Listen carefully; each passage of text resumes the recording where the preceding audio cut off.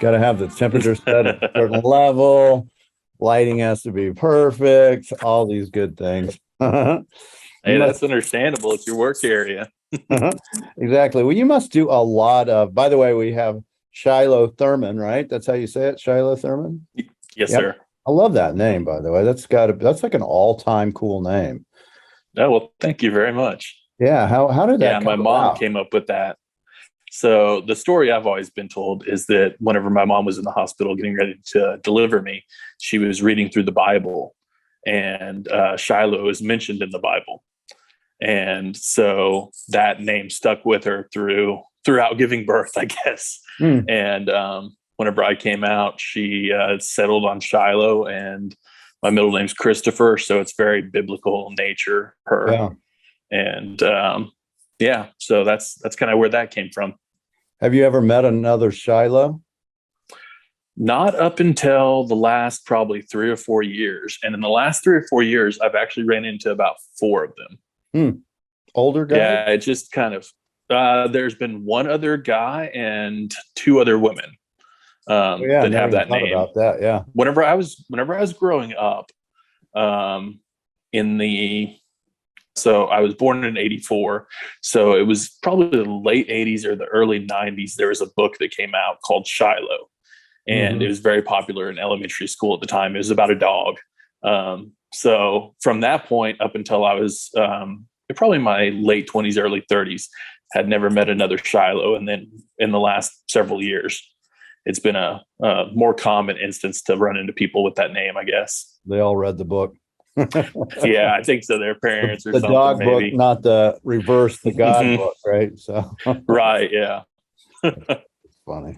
So Shiloh, are you the executive director of the Wheelwright, right? Is that your title? No, so the way my title is museum director out here, and Ah, the way that we're structured is we have an executive director. He's actually our CEO. oh, I see. I'm the museum director, so I basically function as a chief curator. That's way more fun. Oh yeah, for sure. I You mean, don't get tied up in any of the red tape or anything. oh You get yeah, to you just don't be have to creative. do fundraising. You don't have to do any Hmm. of that stuff. You get to be creative, and you get to, have cool stuff. You could work at a cool museum anyway. I mean, we're going to talk about that just because I have always pushed. It's very interesting you're on today because I've always pushed the Woolaroc as one of those museums you have to go to, right? If you're in Oklahoma, it's like that is Yes, sir. one of the cool museums that people don't know about. It's worth the travel. What is it, like an hour and a half out of Tulsa, maybe something like that? We're probably just about an hour out of Tulsa. We're about Okay. 50 miles north of Tulsa. Yeah. So it takes you 30 minutes to get through all the animals to get to the museum. Yes. Yeah. Yeah. So we actually set on 3,700 acres. And so 3,700 square acres. And so whenever you come through our front gate, there's a 2 mile road that leads into the main grounds. And along that 2 mile road, you come across our wildlife preserve as well. Yeah. And it's in Bartlesville, right? It is. Yeah. Mhm. Okay. Yeah. Because I'm hoping that's correct because that's where I've always told people to go. I've only been Yes. twice and it's been a long time since I've been there. Um, but it sticks with me. The museum sticks with me. The textiles stick with me. The Leighs stick with me. I had a little Alfred Jacob Miller. I remember. I mean, I just remember things about that, and then the house as well. So, and I want to get into all that because that's really what you're interested, probably. But I need to find out a little bit about your backstory and how you ended up. I know how you got your name. That's starting pretty granular, which I like. But did you Well, grow up thank you. in the Southwest? Where'd you grow up from? Actually, I grew up in Bartlesville, so Right. I'm a native of here, and I was born in 1984, Bartlesville, Oklahoma. Um, Grew up here, went through high school here. The only time I've actually left is for school, and went to school in state. Yeah, where So did you go graduated to? from Where was that? Oklahoma State University. Enid. Um, well, Stillwater. South of East. Yeah. I was in Enid Yeah, for a yeah. year doing an internship. So I would go down to Okay. Stillwater. It was pretty interesting. So you grow Hmm. up in Bartlesville. When you're growing up as a little kid, what's the first time you ever remember going to this museum? So there was a program whenever I was growing up, and we still do it today, where fifth grade students are allowed to come out to Woolaroc on fifth grade tours. And so I think probably my first experience was actually prior to that. Like my parents would bring me out here. Mm-hmm. And as a kid, one of the things I took away is something not really related to the art aspect of it at all. It was just the massive nature of Woolaroc because, besides being an art museum and a natural history museum, we also have a wildlife preserve, and there is a historical reenactment element to it as well, in addition to our historic lodge. So I just remember coming out here and just spending the whole day out here and being amazed at how many things there were to do out on the grounds at Woolaroc, and the animals that I saw too. I was gonna say, I'll have you give a So early on, Frank had anteater, baboon. I mean, no, yes, what do you have? What is there at Woolaroc? So the meat and potatoes, if you will, of our animals are going to be our American bison and our Texas longhorn, and we keep both of those herds around 100 to 120 head. Those are actually the same animals. We do take them. We're working ranch, so we take and use that same meat we take them to butcher, and it's used to provide food for our employees. So they feed us lunch out here every day. That's also a lot of the meat that they use at our concession stand as well.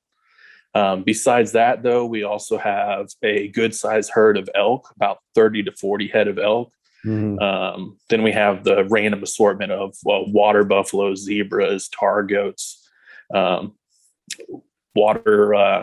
different water ducks, and just kind of a assortment of deer. I mean, deer are kind of hard to track, whether it's whitetail. We have fallow and Sika deer out here as well. So when you have those, I assume because there's things that shouldn't be let go, and you're raising things that you're actually using for food. There must be a huge fence around there, right? Around the 3,600 acres, right? Is that right? Yes. Yeah, we fence all the way around our land, so the total 3,700 square acres, and then inside of that, it's a separate fence for the main grounds. So the main grounds are fenced off from most of our animals. We do allow some baby animals in because we have a little petting zoo and little children informational center for some of the smaller animals. And so, when you have deer, just natural deer that are in there, they have to be controlled, right? I mean, you can't just let them populate without some kind of control, I assume. So, well, with us, we're surrounded on all sides by private property owners. And so the deer actually, like I said, they're so hard to control. They jump out of our property, in and out of our property all the time. So at any moment, they could be hunted and kind of cold that way. Yeah, but they're not cold inside them. No. Yeah, so if you're a hunter, you just kind of hang out next to the gate, around the thing. Just wait till they come out. Yeah, put a little corn on the other side. But I don't believe that our deer population is that big, though. The fallow and the Sika deer, there's just not a whole lot of them. And then the whitetail, they are the ones that will get out and go kind of all over the area out here where we're at in Osage County. Do you have any mountain lion or anything like that? I mean, just natural ones that can get in or out? So there's been reported mountain lion sightings in this area. I think that there's probably been one out here in the past maybe years. How many years? 8? Probably about in the last 10 years, probably. Yeah. Maybe one. And so you have, as a kid, this had to be super cool to just go and see. You can see all these different water buffalo and elk and things like that. Mm-hmm. See how that might get you excited. Did it like go, oh, this is really something cool? Oh, for sure. Whenever you're coming in, and it depends on the time of year because our animals are able to free roam out of here. Just coming in, though, I was lucky enough. I remember probably my first visit out here, that whenever I came through, there was a large assortment of elk along the first part of the entrance. And then I remember seeing just kind of the way that the road winds through out here. Right. The bison were all over the main road. So, you're basically, if you were allowed to stick your hands out of the vehicle, which you're not here. You know, they encourage you not to. You would have been able to just reach out and touch one of the bison. That's how close they are to the main road. And I was just so amazed at the size of these animals. Yeah, they're huge and they're dangerous, right? Oh yeah, for sure. You have to be careful. They can kill you. Yeah. So that's a different component for an art museum to have to deal with. You know, you have to, okay, I got to make sure the art's okay and the bison don't kill my clients. Right.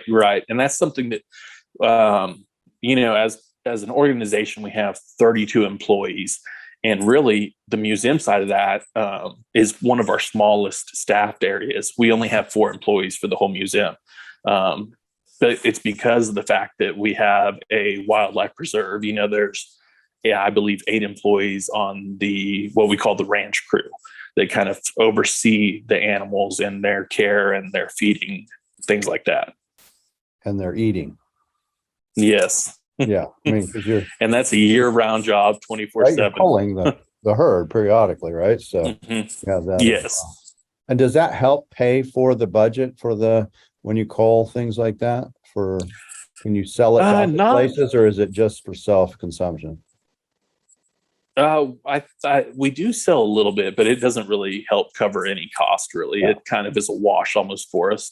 Yeah. And this was originally, though we're getting away from you, and I want to get back to you, but this originally was the Phillips company, right? Oil company. He was the individual. Yeah. So started this. Right. So Frank Phillips founded Woolaroc, and Frank Phillips is the founder of Phillips 66 Oil Petroleum Company. And yeah, he founded Woolaroc. It was originally called the Frank Phillips Ranch in the early 1920s. The lodge being like the first building built out here, really it's a still standing structure about 1925. Yeah, and you can go take tours in it, right? That's where all the Joseph Sharps and things are on the wall, right? Right. Yeah. Yeah, we have a assortment of art down there, and it's still staged to look exactly like it was whenever Frank and Jane Phillips lived here. I thought that was one of the coolest parts of the whole complex, really, was that 20s beautiful cabin, basically, filled with killer art, right? Yeah, it's pretty amazing. I mean, and the way that the lodge and the museum used to be set up this way. It was done in like a cabinet of curiosity style. You know, it was Frank had a belief that almost if you got it, flaunt it. So there was anything and everything they had was put out on display for people whenever they came out here. His real purpose for building Woolaroc was, besides the fact that he loved coming out here and getting away from stuff, the real purpose of it was a marketing tool for him with his Phillips 66 company. He was able to bring investors out here and show them a great time out at Woolaroc and put on this Wild West show almost, and really convince them to invest in his oil company. Would he do a Wild West show kind of thing? Not so much that, but what I mean more so is that Frank would just put on a show. So on that like 2 mile road I was talking about, what he would do is he would have these investors come in, and he'd have his ranch hands hiding off in the woods on horseback, 2 6-shooters on their sides, bandanas pulled up over their face, and they would pull out and they would ride out and rob these investors. And so at that point, that these investors usually from the East Coast, they'd have a choice. They could either turn around and go back to Bartlesville, which is about 13 miles, or they could drive the additional half a mile into where Frank Phillips was. And that's what they usually did. They'd drive in, and Frank would apologize, tell them that, you know, this is still the Wild West, and that we could call the sheriff, and in the meantime, let's eat dinner. And then whenever they got done eating dinner, he'd bring him into the receiving room, and their stuff would be laid out, and Frank would just kind of have a laugh and tell them it was all a joke, and he'd introduce them to the ranch hands. So he was known for being a prankster like that. But all these things kind of tied together to make sure that they always equated Woolaroc with a good time with Frank, and then how well Phillips 66 was doing, because he was able to put on this big show, big spread for them. And do you know what his time frame is, Frank Phillips, from when he was born and when he died? Yeah, so he was born in 1873 in Nebraska, and then he passed away in 1950 in Atlantic City. He was on a cruise and had a problem with his appendix. Yeah. So he was born before the Battle of Little Bighorn. He would have been Buffalo Bill, Wild Bill Hooker. Buffalo Bill dies in 1917 in Golden, Colorado. So he very well probably went to some of these Wild West shows that Buffalo Bill put on, I would think. Do you know if he did or not? So I'm not sure if he went to Buffalo Bills, but he was really good friends with the 101 Ranch, the Millers of the 101 Ranch. So I mean, he was contemporary of theirs, and they definitely had interactions. There were gifts exchanged between the families, and so I know that he was frequent there. Yeah. Okay. Well, now I'll get back to you. So you're growing up as a kid. You see that you go out there, you're enjoying the animals. You go for the 5th grade tour that you always get to do. And then were you interested in art as well at that time as a kid? I was it's kind of a weird tie-in. I was actually very into comic books. So I like the illustrator style of art with comic book writing and comic book art. By the way. That's not it's uncommon. not okay. No, I see that in a lot of people, not only directors, but also artists. A lot of artists. Okay. Yeah, it's art. It's an art form. Yeah. That a kid can understand, right? Mm-hmm. And that's what drew me in. And then getting to experience like a whole different type of art at Woolaroc really kind of opened my eyes to that. And then as I was growing up through high school, different art teachers really impacted my life, including even my elementary art teacher.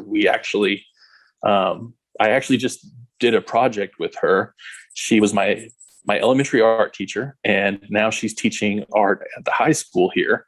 Mm-hmm. And so I was able to partner with her again years later on a project where we're getting the high school kids involved with art out here at Woolaroc, where they are reimagining and reproducing pieces from our collection, and we are putting them up side by side. So they did one of our big Leigh pieces, Custer's Last Fight. They reproduced that, and they did it in a grid pattern where each student was responsible for a 12-inch by 12-inch grid, and they each had to do 1 or 2 grids to make up the whole piece, and we put them side by side. So that was a fun project to do with that was high school. Her name is Leigh Burke. Yes.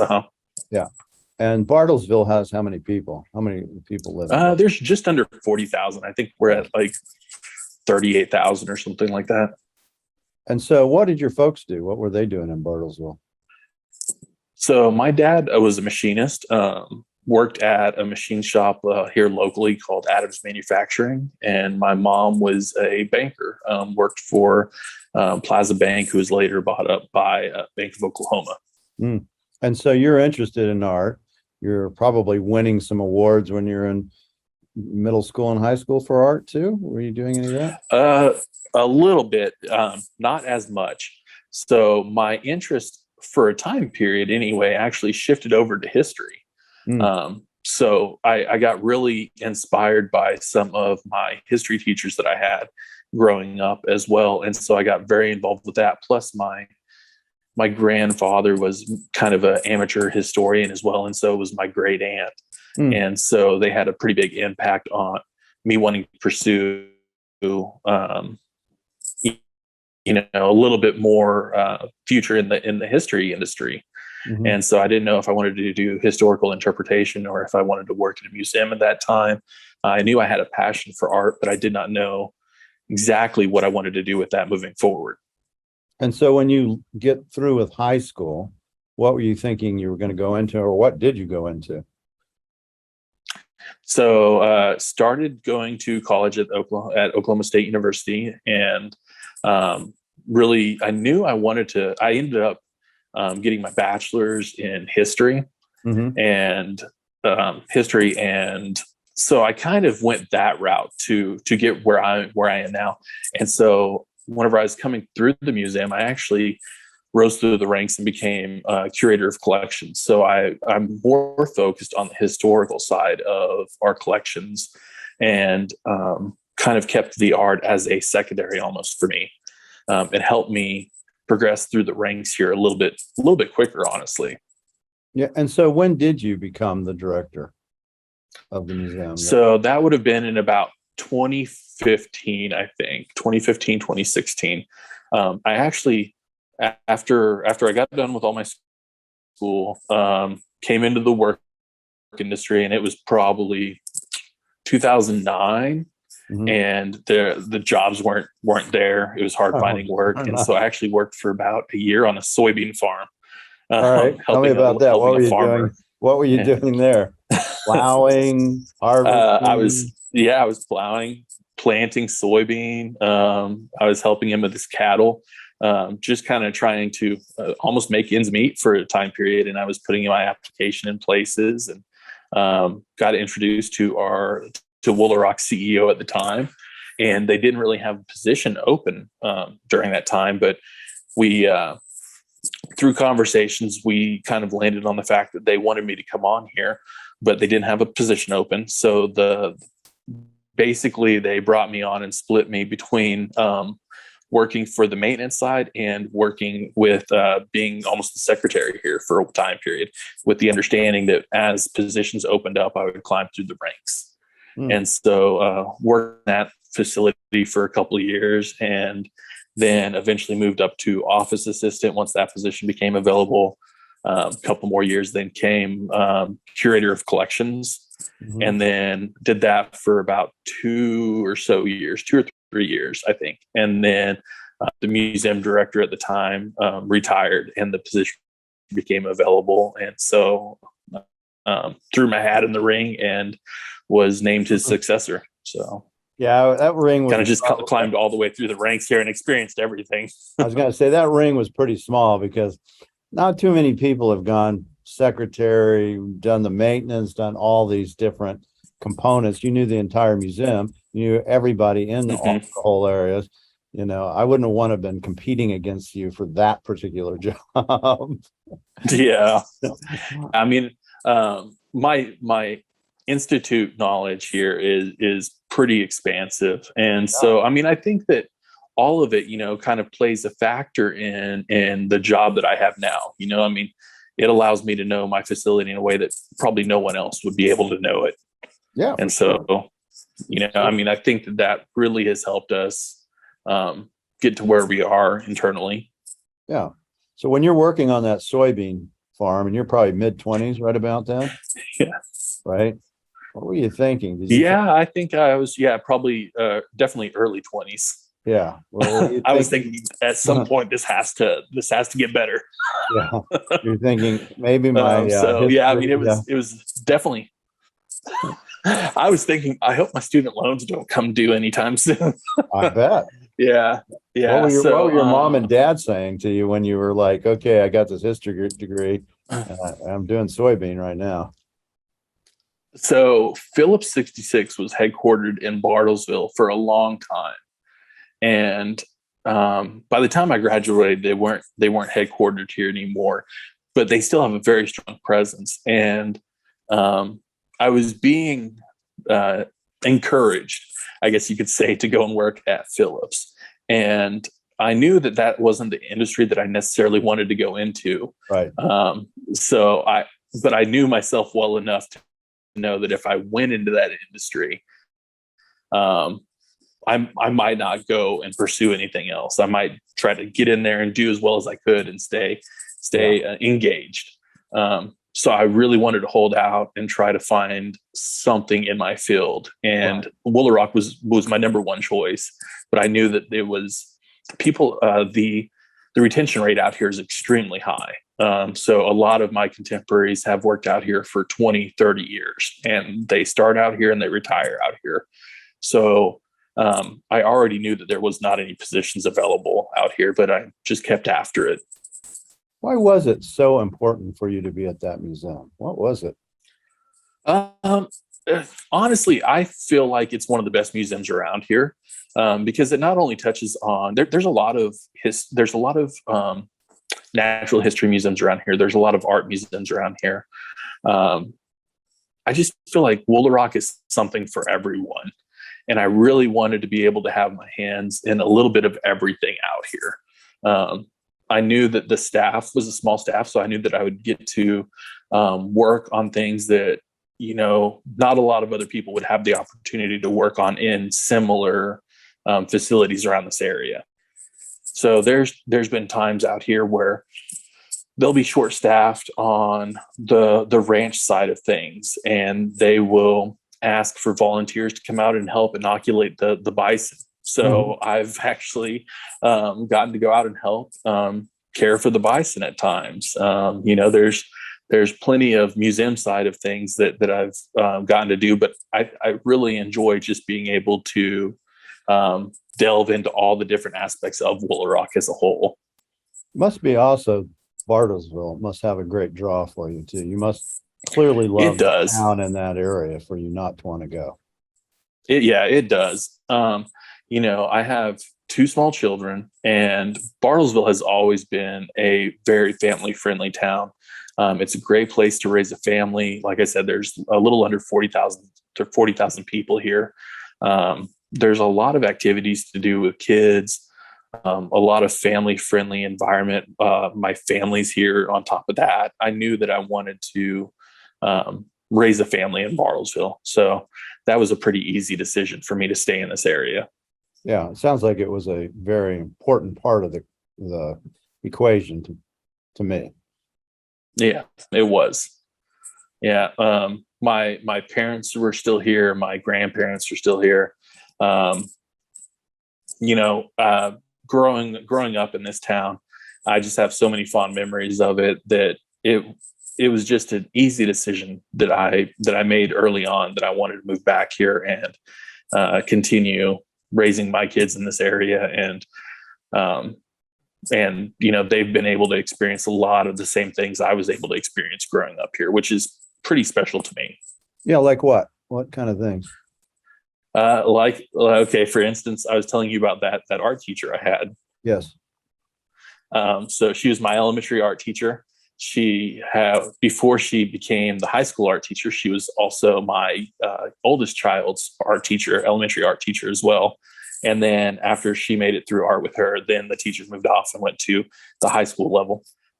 So there's been that aspect of it. They've been able to engage in some of the same activities like the YMCA here. They've been able to start getting into the different extracurricular things. Like now they're into gymnastics. And so it's a pretty close knit environment whenever you're into some of those extracurricular activities in town. And I really enjoy that. And I believe that my kids enjoy that too.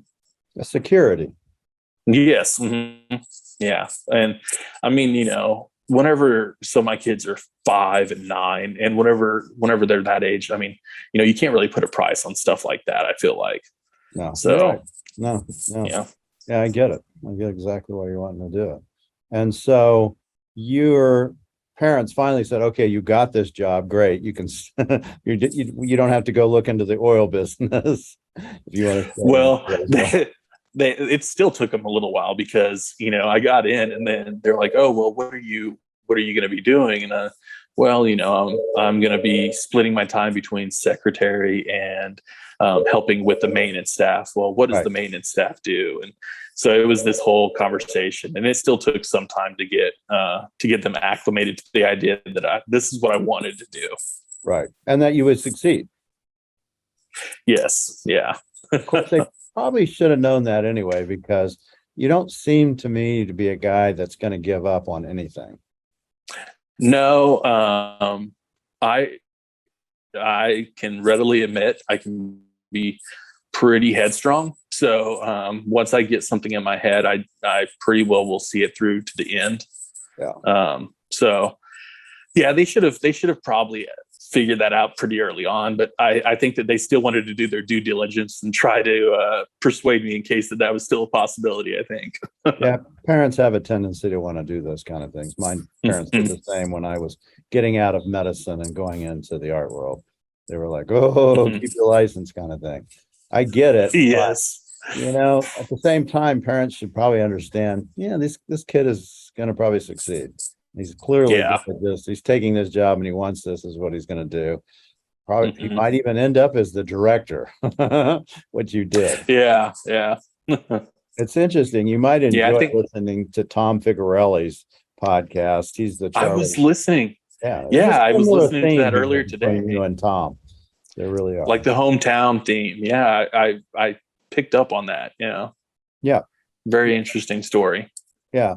And I don't know if that's for everyone, but it seems like, especially for the West, and I consider Bartlesville to be part of the West or Southwest, it seems like that draw is very strong. Yeah. I think it's that, and I didn't listen to all of Tom's. I think I heard him say that he had children. I know with my contemporaries, so I'm in my late 30s, young kids. That is a major draw for me moving back home, because you have this sense of security there. With raising kids, you know what to expect in that area. So I think that's a pretty big draw anymore for somebody around my age with kids. Yeah. May even get more if our country continues to have divisionness and problems that Oh yeah. that's what you really look for. Mm-hmm. So you've been doing this now as the museum director for 6 years. You've been in charge for 6 years. Yeah, I believe so. 6 to 7, somewhere in that range. So now I'm just going to go back to how I had seen Woolaroc. It's probably been 10 or 12 years ago, maybe at least 12 years ago.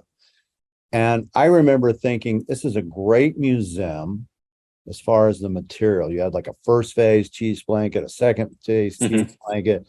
You had, all these leaves. But I also remember seeing how they were displayed and said, they need to get somebody in here who can look at these and maybe do different than that. How are the first and second phase displayed now? Are they still on the wall like they were? So they have been. So you probably saw it whenever they were they still on a stretched canvas, or was it just on a frame at the time? They were like stapled to something to the wall. Okay, so that's not been done. Yeah. So they have been taken down, and they have all been put on a frame with the stretched canvas over it. It is affixed to it, but it's not done with staples or anything like that. Yeah. They have removed all at that time. Probably it was all done with fluorescent or maybe halogen lighting. All the lighting's been replaced with LEDs. Yeah. So we've lowered the light, and the light level was way too high at that time too, I believe. We've went around and checked for foot candles on a lot of the textiles, or all the textiles, and really reduce the overall ambient lighting. So it's more of a enjoyable atmosphere too as you go through. So not everything has to be punched up with a tremendous amount of light anymore. Right. Yeah. That was a very big concern early on. Yeah, there was a few things I made my mention to whoever was in charge. I don't think they cared as much, but I was like, you probably don't want to do this. And I noticed you got an Alfred Jacob Miller that's on a little hook right next to the exit. And maybe you want to move that one. Hopefully that it's either been moved or it's in somebody else's house. Yeah, it's been moved. Yeah. I always remember thinking, oh my God, this is unbelievable. But the art was so good. I mean, it was just so good. And tell me a little bit about the collection. I know, maybe you just want to talk about the Leighs, because you have so many of his work.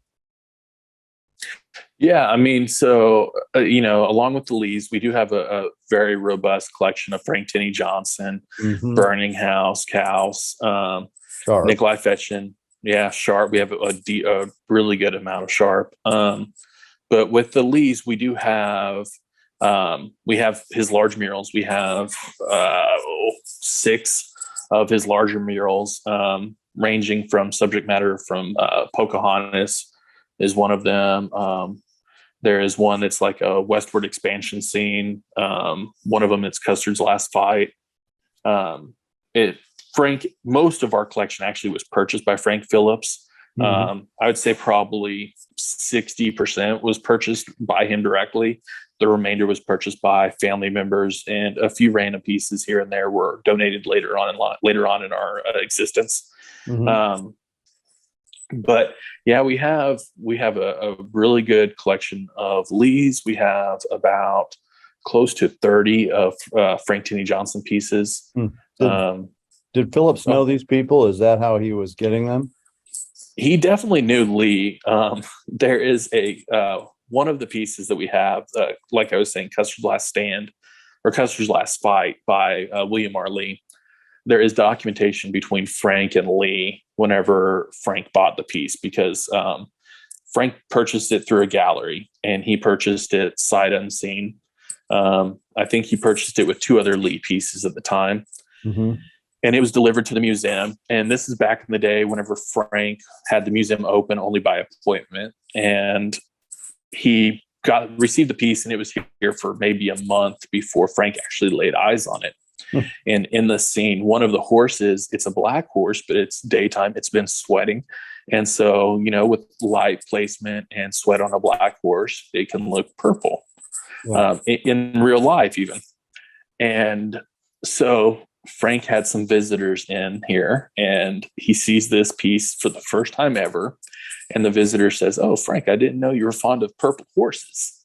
Oh boy. So Frank gets a little bit upset about it and decides that he is going to write William R. Leigh a letter, and basically says, I don't know much about art, Mr. Leigh, but what I do know about is horses, and there are no purple horses. Well, Leigh decides to write back, and because Frank's asking for it to be repainted. Right. He wants Leigh to repaint this piece, or at least recommend somebody that would repaint it. And this conversation goes back and forth with Leigh saying, explaining how sweat on a horse on a sunny day, on a black horse in particular, can make it look purple in spots. And Frank, writes a letter back with something to the effect of, I don't know much about that, but what I can tell you is if you can provide me with a purple horse, I will make sure that we don't repaint this piece. And so the conversation goes back and forth between the two of them until finally Frank basically just gives up and says, no, it's fine where it's at. We don't need to have it repainted. We'll just keep it exactly like it is. But so he did have a relationship with Leigh. And I know that Leigh had come out here and visited a couple times, because there is in the lodge in Frank Phillips's wife Jane's room, anytime somebody would come out here to visit, they were required to bring a signed photograph of themselves. And as long as you were in good graces with Jane, your photograph remained on the wall in her room. If you ever did something to upset her, she would take your photograph down and replace it with somebody else's photograph that she liked better than you. And Leigh's photograph is in her room. So, and then there's documentation. We don't know exactly. So I do know that it happened before I came on. They discovered a box of photographs underneath her bed, and there's still people from town and stuff like that, family members, things like that. So the story does have credibility related to it with this box of photographs found underneath her bed. Have they ever taken the Leigh letters and done anything with them, or put them up in the exhibit for that particular purple horse? It seems like it'd be very interesting. So that's actually something that we're getting ready to do. Like I was talking, I was mentioning to Patrick, one of the things that we're looking at trying to do is we're getting this mobile app off the ground. And that's why I was engaging with you guys, trying to use some of your biographies on some of the Taos artists, right, as part of that. And so one of the things is that I want to include scans of some of these documents between Frank and some of the artists that we have. Most of the documents we have are not really good stories, but some of them are. And so I've tried to hand select some pieces out of there to scan and include in this app, so that whenever people come through, they can basically have as much knowledge on a subject matter as we have. So, with visiting a museum in general, there's only limited story options, or story space availability with labeling and whatnot. So with the app, we want to be able to provide as much information as we can so that people can choose how much information that they want to receive on something. I see. So like on the biographies that I did on whatever Sharp, you would put that on the app, and they come and they see a Sharp, then they could scan it or whatever, click on it, and it would QR code it, or however you do it. And then they can we'll have a QR code or a number, and they can just go back and forth. All those, by the way, all those biographies were read by me. So Yeah, I listened to the voice and I could tell. that was what I did But during yeah, the so pandemic. When we shut down, oh when yeah. everybody shut down, it was like, what can I do to do something? And I thought, well, I had all these biographies I had written long ago. I thought, I'm just going to read them all and put them out there with information. I'll make cool things with them. So that's my pandemic biographies.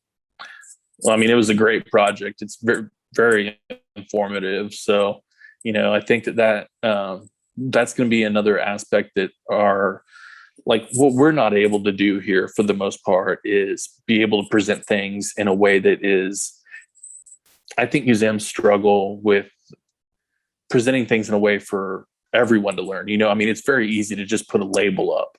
But whenever, some people aren't readers, some people like to watch videos, some people like to hear it.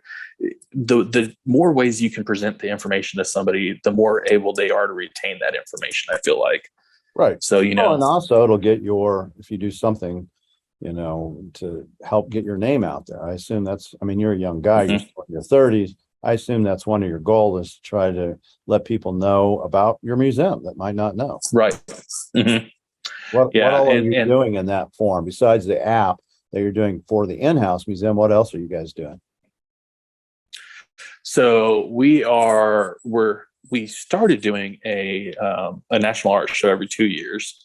So prior to that, we were not doing anything outside of the local realm for art shows. And we've been doing that for a few years now. And we would be bringing in, somewhere around 7 to 10 artists at a time.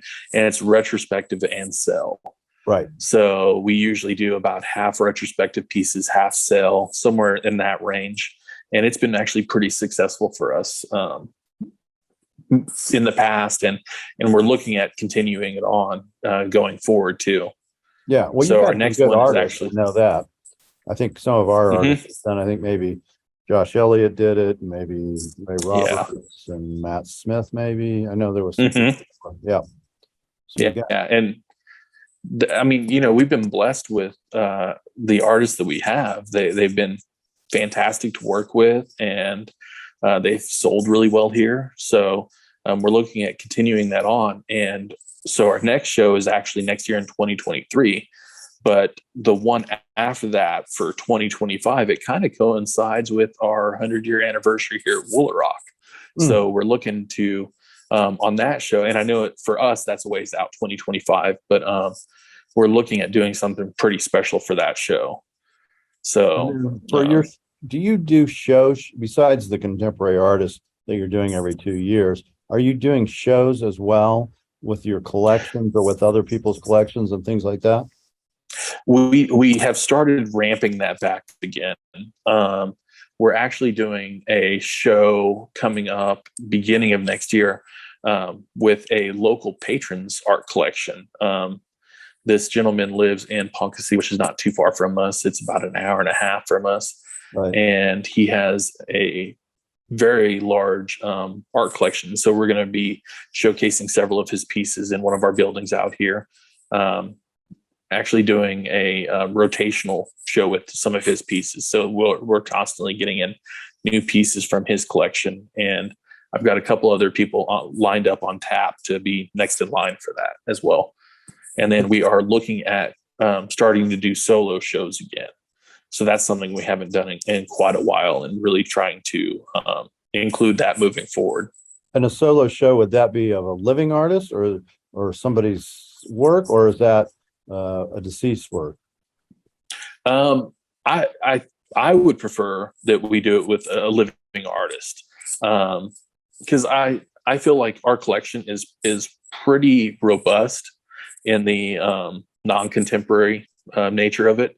And one thing I want to kind of promote in this area is contemporary artists. So I feel like that's an area that we could capitalize on a lot better than what we currently do. And when you say contemporary, you mean living artists versus modern art? Right. Not modern art, but living artists, right?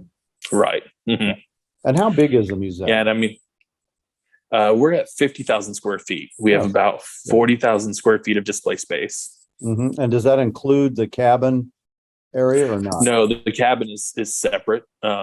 That's around 5,000 square feet. Yeah. And I want to encourage anybody who goes sees the museum, don't forget to go to the cabin because it's super cool. Yeah, the cabin is amazing. I mean, the stories that are associated with the cabin, the artwork that's in the cabin, and you are a lot of people that come. They go through the museum, and by the time they're done at the museum, they don't make it down there to the lodge. No, they don't. Woolaroc is such a place that you really, I mean, if you wanted to fully experience it, you need the full day. I mean, because, you come in on that road and that you see all of our animals along the path. If you come out during the season that we have our mountain man camp, our mountain man camp is an 1840s trappers camp, and it's set up like they would have lived in with, you can go and visit, look inside their teepees. Our mountain men will take you out, let you shoot black powder rifles, teach you how to throw tomahawks. So, I mean, that living history area is very amazing. Those guys do a fantastic job. Then you continue your drive in to make it to the main grounds. Once you're on the main grounds, you can go through the museum. You have the lodge. You have the petting zoo area, the animal education area. And then if you so wish, you also have the walking trails. We're going to be taking the bunkhouse and turning that into where we're going to house some of these temporary art show collections, or these temporary collections from other individuals. Mm-hmm. So there's going to be there already is, and there's just going to be more to do out here at Woolaroc. When is the Mountain Man thing? What time of the year is that? So it's actually just getting ready to shut down. Usually it opens up. It's like it's very seasonal. So summertime is one of the busiest times for those guys, but I want to say it's right around Memorial Day to Labor Day. Yeah, is there. Are those people just doing it out of the love of that kind of thing, being for the Mountain Man, versus they're not employees? So they are employees, actually. Yeah. So there's two brothers. They Wes and Roger Butcher. They work on our ranch crew. And so whenever the Mountain Man camp is closed to visitors, they are back on their normal job as ranch hands, basically. They're normal. And then we also use them. Yeah. We've also used them in the past. Before they came and worked out here, they were trained masons. So we've actually used them before to do masonry work for us as well. Oh, wow. I bet those guys are pretty interesting, actually. Oh, they are very interesting. Yeah, I would think so. Yeah, because there's a lot to know about trying to survive, as a mountain man. That was a very dangerous job, and just, most of them didn't make it. Right. And they really kind of captured that. They do a lot of period correct encampment work themselves. And so they'll go out for a week at a time and basically rough it and live just like those guys would have lived. I really do believe if you gave them the choice, that's how they would live almost all the time. Yeah, their wives won't go for it. But I think exactly. Yeah, I think that they get kind of curtailed there a little bit. Yeah. Uh-huh. So, is there a book on Woolaroc on the collection? We have a coffee table book that has a section over the history of Woolaroc, history of Frank, and then our art collection as well. And how would people get that if they were interested in buying that? So right now, the best way is to really call into our gift shop. And, you can reach that through dialing our normal phone number. And then on the call prompt, it'll have an extension for the gift shop. We're working on redoing our website too. In the future, we're hoping to have a little bit more on the website as well. Yeah. And what is the website domain? Oh, it's www.woolaroc.org. Yeah, woolaroc.org. Yeah, I went to it. I remember saying. So you're working. And now we have sorry, go ahead. I was going to say, so you're working on updating it, maybe putting more art and that kind of stuff on it? Yeah, we're it's kind of all part of this plan with the mobile app. We're kind of refreshing everything, and we have her name is Casey Phelps. She is in charge of doing everything with the website, and she's already started that process, kind of refreshing it in the last couple of years. And we're looking at just kind of moving forward with everything, trying to bring everything into the almost into the modern era, if you will. Right. Yeah, I It's mean, been a little dated here for a while. I was gonna say, you have your hands full, really. I mean, they need somebody Mhm. young. They're smart to have hired you because they need somebody who can take it to the next generation, the next, web 3.0 kind of thing, as well as just the museum. It Yeah. sounds like that's what you're trying to do as well. Mhm. Yeah, I mean, we have our annual attendance is floating around between 90 and 100,000 people. Mhm. And we have a pretty ambitious goal, I feel like, but I think it's attainable. We really want to get closer to that 150,000 Mhm. number, and you know, we're looking at trying to accomplish in the next 5 or 6 years. And how do you do that? So we're gonna market the heck out of this place. Yeah. You So do that we're through paid marketed in our marketing? area. Uh-huh. Yeah, paid marketing, word of mouth, hosting a lot more art shows, trying to engage with a lot of other groups, trying to partner with some other museums as well. Mhm. Um, we're pretty heavily marketed in our local area, but as far as marketing in the Oklahoma City area, which is one of the more major metropolitan areas close to us, Right. further north into Kansas, Missouri, Texas, we're looking at increasing marketing in those areas as well. Do you work with the You know, Phillips we're the Gilcrease Museum at all in Tulsa? we have a little bit, but I really kind of want to amp that up a lot more Yeah, it makes sense. because I mean, yeah, we're so close. It would be a great partnership to have. And it's different. I mean, they're different. They're a different Mhm. experience. There's no doubt about it. It's completely different, but it's close enough. I mean, if you like the Gilcrease, you're going to love Woolaroc, Right, exactly. Hmm. in my opinion. And so you're trying to ramp it up, and you're going to do that through marketing. But is it your museum a private museum, or is it a state-owned museum, or what are the? No, it's a private museum. Whenever Frank Phillips owned the museum, he basically decided that at a certain point in time, he needed to create a trust fund for us out here. Created a trust, board of trustees manage us, and then so we've actually been operating off that trust since he turned it over to the board, and That was like 1950. every year.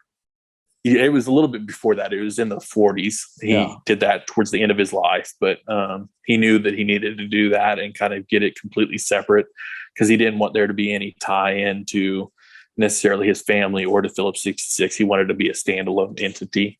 Mm-hmm. And we've been very fortunate, though. I mean, because we do have that tie with Phillips 66, so we've been able to really benefit from that relationship with them and ConocoPhillips now.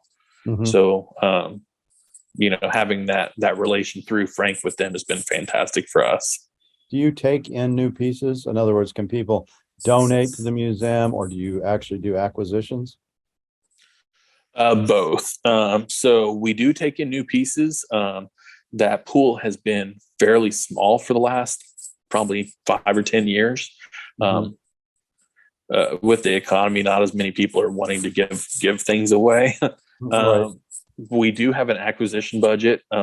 It's a smaller budget, but we usually try to purchase a piece or so from every one of our national shows. And then we do occasionally we will purchase a piece. It's been hit and miss here and there, though. What would you say your strong suit is as far as in the collections for the museum itself?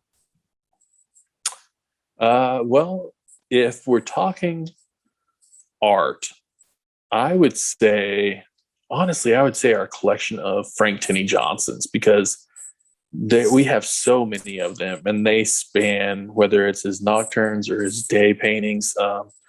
We have such a variety of them.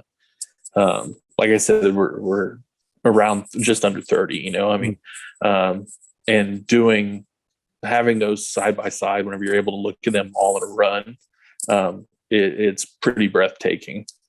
Are they all if out you're talking at about any given time? not at any given time, we still try to put out quite a bit of art, but I'd say probably close to 20 of them are out at any given time.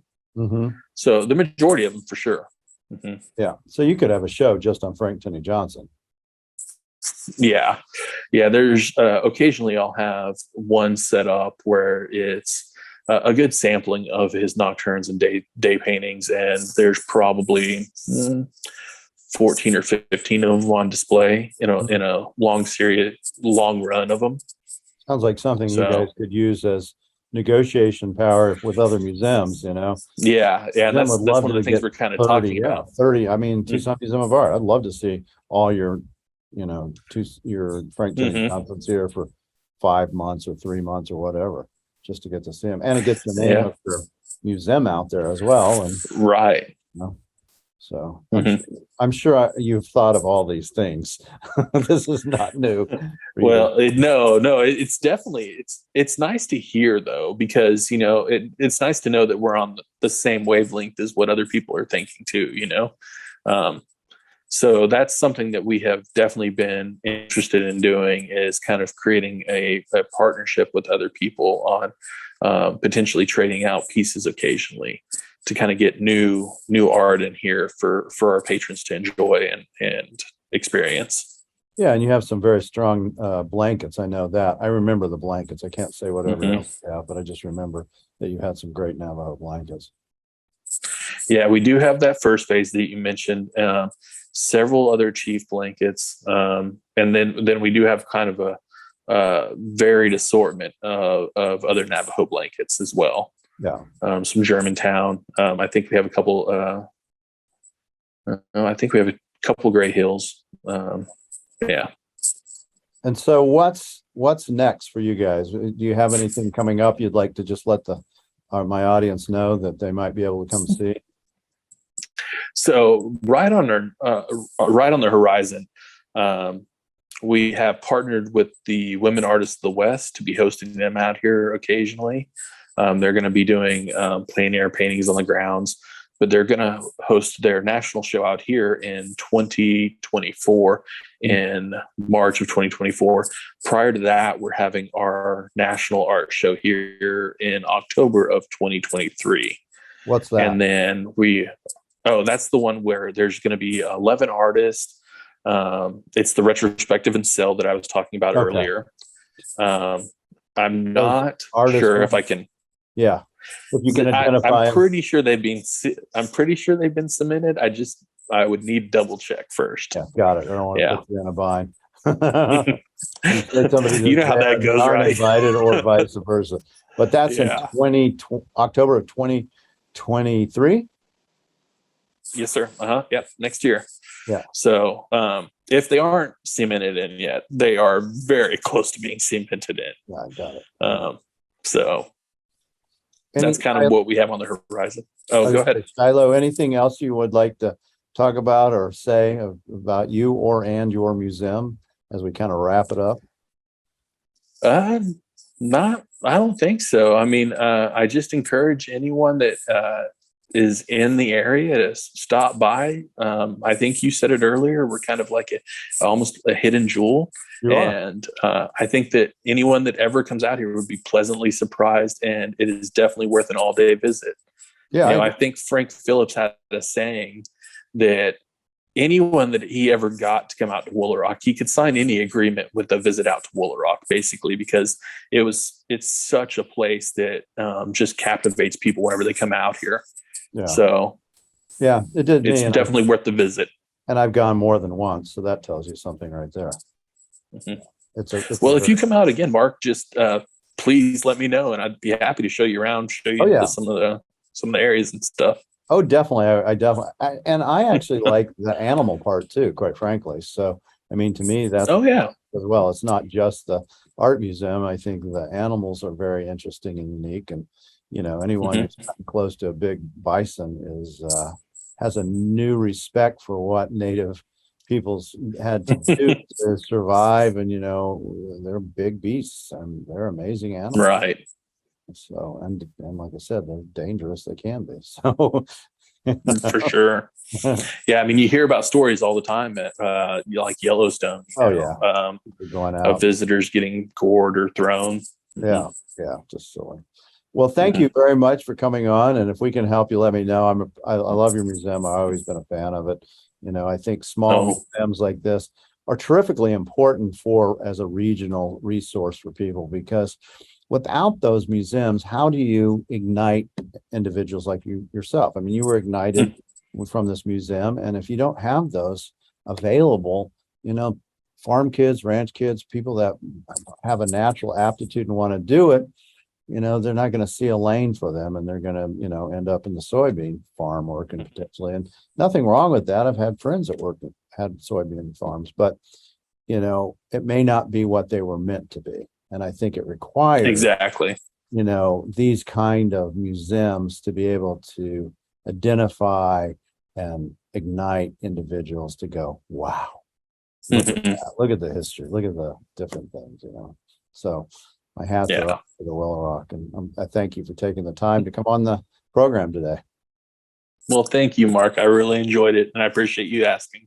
Absolutely. I've always wanted to, I actually really was looking forward to this, because I kind of wanted to hear the backstory of the museum and just find out what was going on. And I'm really happy to hear that a young individual who's really all in is running the museum, because that bodes well for its future, I think. Well, thank you very much, sir. I appreciate that. All right, Shiloh, I'll talk to you soon. Very much. Shiloh Thurman. Okay. Director of the Woolaroc Museum.